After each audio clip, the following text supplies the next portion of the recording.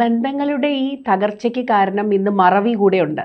ഇന്നിപ്പോൾ നമ്മൾ amnesia, dementia, Alzheimer's ഒക്കെ നമ്മൾ ചർച്ച ചെയ്യുന്നുണ്ടെങ്കിലും നമ്മുടെയൊക്കെ വീടുകളിൽ തന്നെ വന്ന വഴി മറക്കുകയും മറക്കാൻ പാടില്ലാത്ത പല കാര്യങ്ങൾ, കടപ്പാടുകളെ, ഇന്നലകളെ മറക്കുന്ന ആളുടെ വല എന്നും ശൂന്യമായിരിക്കും, ഒന്നും കിട്ടത്തില്ല.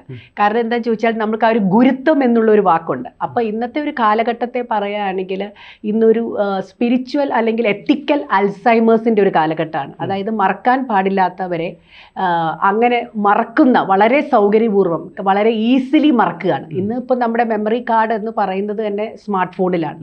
ഒന്നും നമുക്ക് നമ്പേഴ്സ് തുടങ്ങി നമുക്ക് വന്ന വഴിയോ